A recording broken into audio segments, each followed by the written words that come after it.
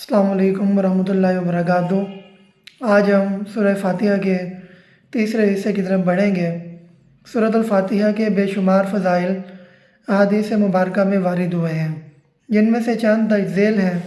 حضرت ابو ہریرہ فرماتے ہیں کہ رسول کریم صلی اللہ علیہ وسلم نے حضرت ابی بن کعب سے فرمایا کہ کیا میں تمہیں ایسی صورت بتاؤں جو نہ تورات میں ہے، نہ انجیل میں، نہ زبور میں، اور نہ خود قرآن مجید میں اس جیسی کوئی اور صورت ہے؟ عرض کیا جی ہاں یا رسول اللہ صلی اللہ علیہ وسلم۔ چنانچہ آپ صلی اللہ علیہ وسلم نے ارشاد فرمایا کہ تم نماز کیسے پڑھتے ہو؟ جواب میں انہوں نے سورہ ام القرآن پڑھی۔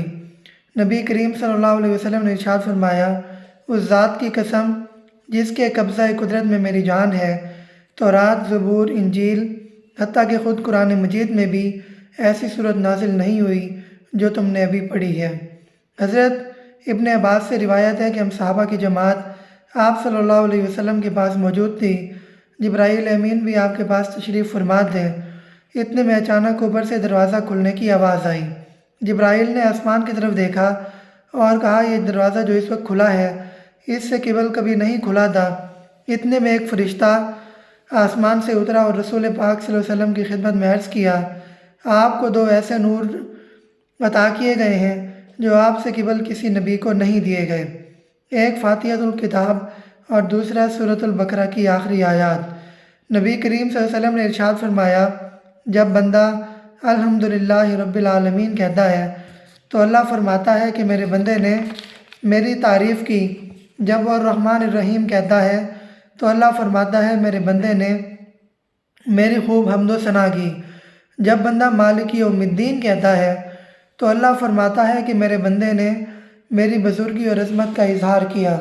جب بندہ ایاک نعبد و ایاک نستعین کہتا ہے تو اللہ تعالیٰ فرماتے ہیں کہ یہ میرے اور میرے بندے کے درمیان تقسیم ہے، اور میرے بندے کے پاس میرے لیے وہ چیز موجود ہے جس کی وہ مجھ سے درخواست کرے۔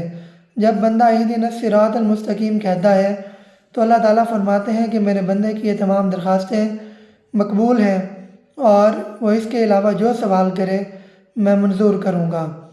حضرت انس سے روایت ہے، رسول اللہ صلی اللہ علیہ وسلم نے فرمایا، جب تو نے بستر پر اپنا پہلو رکھا اور سورۃ الفاتحہ اور سورۃ الاخلاص پڑھ لی تو موت کے علاوہ ہر چیز سے امن میں ہو گیا۔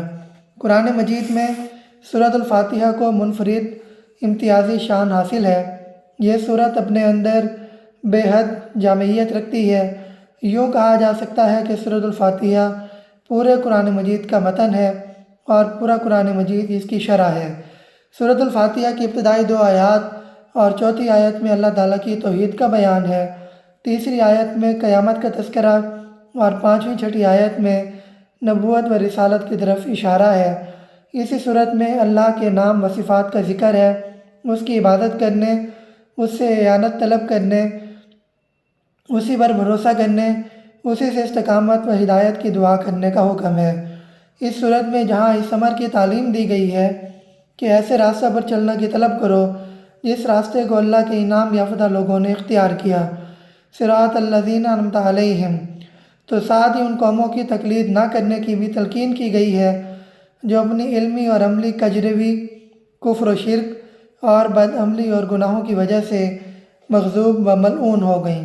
گویا سورۃ الفاتحہ نہ صرف بے مثل دعا اور قرب الہی کا ذریعہ ہے بلکہ قرآنی علوم کا ایسا شفاف آئینہ ہے جس میں ہم 113 صورتوں کی جھلک دیکھ سکتے ہیں، اور رات دن میں کتنی بار اللہ رب العزت سے ہم کلامی کا شرف اختیار کر سکتے ہیں، حاصل کر سکتے ہیں۔ اللہ رب العزت عمل کی توفیق عطا فرمائے۔ وآخر الدعوانا الحمدللہ رب العالمین۔